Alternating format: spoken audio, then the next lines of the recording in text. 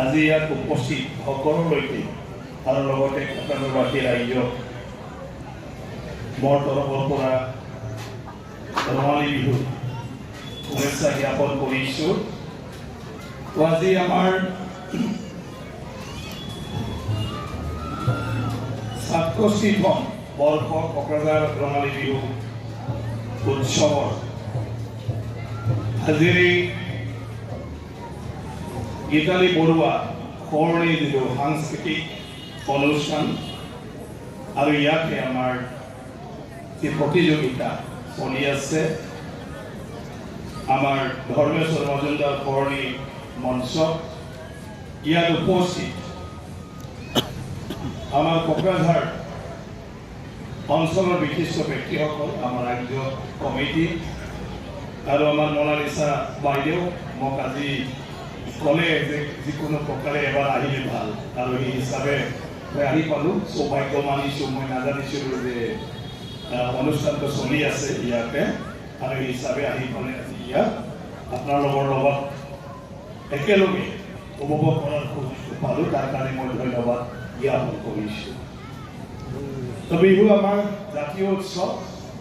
এয়া আমাৰ সংস্কৃতি আৰু পৰম্পৰাগতভাৱে আমি নাজানো অসমৰ বৰ্তমান জেনেৰেশ্যনটোৱে যে বিহু কেতিয়াৰ পৰা আৰম্ভ হৈছে। মাত্ৰ এটা কথাই আমি জানো যে ঋতুৰ বতৰৰ যিটো পৰিৱৰ্তন, আৰু সেই পৰিৱৰ্তনৰ ক্ষেত্ৰত এই বহাগটোৱে এটা আমাৰ জীৱনত নতুন এটা আশা আনি দিয়ে। বছৰজোৰা সব আমি কাম কাজ কৰাৰ পিছত গৈ গৈ ফাগুন চ'ত মাহত গোটেইটো আমাৰ শেষ হৈ যায়। গোটেই আমাৰ যি প্ৰাকৃতিক ভূমিৰ পৰা আৰম্ভ কৰি সব শুকাই যায়। যিখিনি আমি খেতি বাতি কৰি পাওঁ সেইটো আমাৰ শেষ হৈ যায়। আগৰ দিনত যিহেতু খেতিৰ ওপৰতে নিৰ্ভৰ আছিলে মানৱ সমাজ, সেইকাৰণে বতৰৰ ওপৰতে আমি নিৰ্ভৰ আছিলোঁ। কিন্তু বহাগ অহাৰ লগে লগে আমাৰ যি বৰদৈ চিলা, বাৰ্ডি চিকলা বুলি আমি যাক কওঁ, বতাহ, ধুমুহা, বৰষুণ আৰু বৰষুণৰ লগতে বজ্ৰপাত, সেইবোৰ অহাৰ লগে লগে আমাৰ শুকান মাটি পুনৰ জীপাল হৈ উঠে। প্ৰকৃতিৰ নতুন ৰূপ লৈ গছ গছনিত পাত গজিবলৈ ধৰে, আৰু ইয়াৰ পিছত ফুল ফুলে, তাৰপিছত ফল ফুলে। ঠিক তেনেকুৱা ধৰণৰ আমিও অসমীয়া মানুহে খেতি পথাৰত আমি হাল জোৰোঁ, কঠীয়া পাৰোঁ, ইয়াৰ পিছত কঠীয়া তোলোঁ, ধান ৰুওঁ। এইটোৱে আমাৰ মূল খেতি আছে, আৰু এইটোৱে গোটেই বছৰ যোৱা আমাৰ এটা আশা যে সেই আমাৰ কৃষিভূমিৰ যিখিনি উৎপাদিত বস্তু আৰু প্ৰকৃতিৰ যিবিলাক ফল মূল, এইটো আমাৰ গোটেই জীৱনটো জীয়াই থকাৰ ক্ষেত্ৰত পুনৰ আমাৰ অভাৱহীন বা আকাল নোহোৱা এটা তেনেকুৱা ধৰণৰ আমাৰ অৱস্থাটো আনি দিব। আৰু তাকে লৈ নতুন বছৰ আদৰৰ নামত, নতুন বতৰ আদৰৰ নামত আৰু নতুন সপোন লৈ পেলাই আমাৰ মনত নাচি উঠে, আমাৰ মনত খুচি না সুখী এই ভাৱটো আহি যায়। সেইকাৰণে বিহুৰ সময়ত কোনেও কেতিয়াও নানাচিলেও ঢল চল বজালে চবৰে গাটো লৰি থাকে। কিন্তু প্ৰকৃতিৰ লগত সম্পৰ্ক আৰু বিহুৰ বাদ্যযন্ত্ৰ, ইয়াৰ যিবিলাক সুৰ আছে, এইবিলাক প্ৰকৃতিৰ পৰা উৎপন্ন হোৱা। সেইটোৰ কাৰণে বিহুৰ বৈশাখত কোনেও এনে থাকিব নোৱাৰে, অলপ হ'লেও গুণগুণাই থাকে, মানে মনটোৱে তেনেকুৱা লাগে, ভাল ভাল লাগি যায়। আৰু তাকে লৈ পৰম্পৰাগতভাৱে আমাৰ বিভিন্ন জাতি জনগোষ্ঠীয়ে নিজৰ নিজৰ জাতি জনগোষ্ঠীৰ মানে যিবিলাক সমাজৰ ৰীতি নীতি, সেইটো লৈ পেলাই আমি বিহুটো পালন কৰোঁ। আৰু এই পালন কৰাৰ ক্ষেত্ৰত আমাৰ কেইটামান নিয়ম আছে, নিয়মটো আমি কৰোঁ। আৰু এই নিয়মটো কৰাৰ পিছত আজি আনকো আমি দেখুৱাব লাগিব সময়বিলাক সলনি হ'ল, তাৰ কাৰণে মঞ্চলৈকে আমি চবেই আহি পালে অকল এটা গাঁও কিয় আমি সকলোৱে মিলি পালে বিহুটো পালন কৰিব লাগে নহ'লেতো পৰম্পৰাগতভাৱে আমি চত মাহৰ শেষৰ দিনা গৰুক গা ধুৱালোঁ পূজা কৰিলোঁ আকৌ মেকআপ চেকআপ লগাই দিলোঁ কাৰণ গৰুৱে আমাৰ জীৱন নাছিলে আগৰ দিনটোত গৰু অবিহনে আমি চলিব নোৱাৰোঁ যদি গৰুৰ দ্বাৰা আমি হাল নাবাওঁ হাল যদি জুৰিব নাপালোঁ হয় গৰুৱে যদি গাখীৰ নিদিলে হয় ইভেন গৰুৰ গোবৰটো যদি সাৰ হিচাপে আমি নাপালোঁ হয় তেতিয়া আমাৰ জীৱনটোৱে মুস্কিল আছিলে জীয়াই থকা গতিকে আমাৰ জীৱনটো গৰু বাদ দি পেলাই একো হ'ব নোৱাৰে সেইকাৰণে আমি অসমীয়া সমাজে এতিয়া হিন্দুৰ কাৰণে গৰুটো মা কিন্তু অসমীয়াৰ কাৰণে তাতকৈও বেছি আৰু ভাৰতবৰ্ষত বিহুৰ বতৰত বা যিকোনো সময়ত অসমীয়া মানুহেৰে এটা গৰুৰ প্ৰতি শ্ৰদ্ধা এটা ডাঙৰ সংস্কৃতি আছে যে বিহুৰ দিনত আমি গৰু স্পেচিয়েলি গা ধুৱাওঁ পূজা কৰোঁ চবে তেনেকুৱা কতো নাই এনেকুৱা দিন বা তিথি লৈ পেলাই গৰুক পূজা কৰা সেইটো আমাৰ ডাঙৰ সংস্কৃতি অসমত যে গৰুক আমি আমাৰ জীৱনৰ সকলো বুলি আমি ভাবোঁ এটা শ্ৰদ্ধা জনাওঁ ইয়াৰ পিছত আমি ঈশ্বৰক প্ৰাৰ্থনা কৰোঁ ধন্যবাদ দিওঁ মানে বিগত বছৰত আমাক যিধৰণে ভালে ভালে চব কৰি আনিলে সব বিপদ আপদ পাৰ কৰাই আনিলে আমাৰ অভাৱবোৰ পূৰণ কৰিলে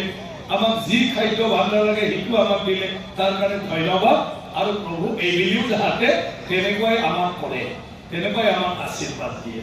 আৰু ইয়াৰ পিছত আমি ডাঙৰসকলক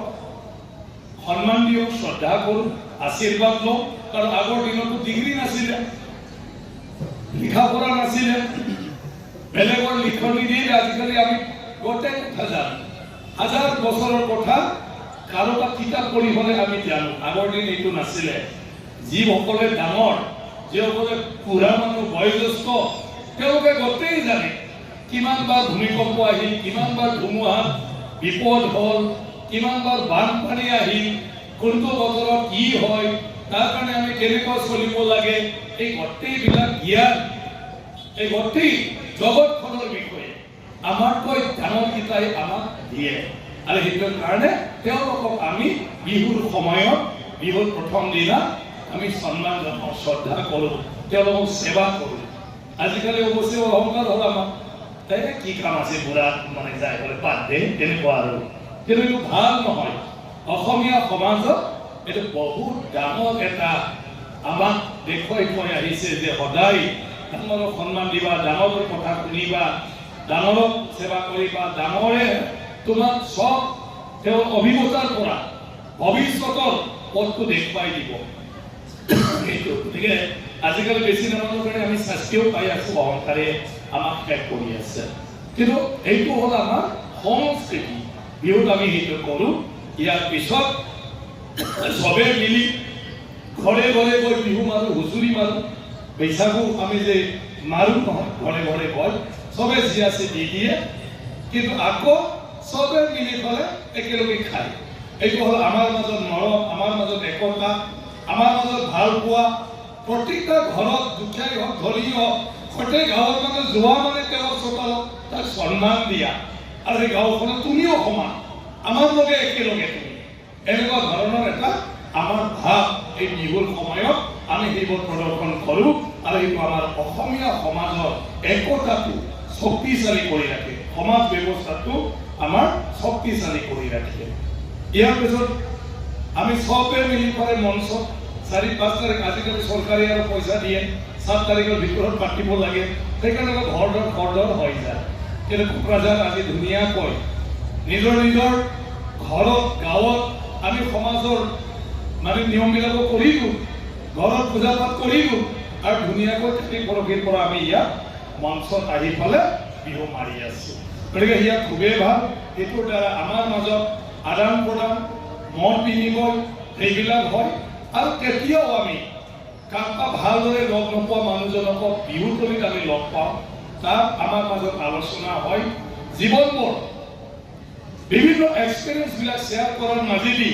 নিজৰ সমস্যাবিলাকক কেতিয়াবা মানে মোৰ নিচিনা ধুনীয়া আৰু নাই এনে লাগিলেও বিহুৰ সময়ত কাৰোবাৰ লগ পাই তাৰ লগত কথা পাতিলে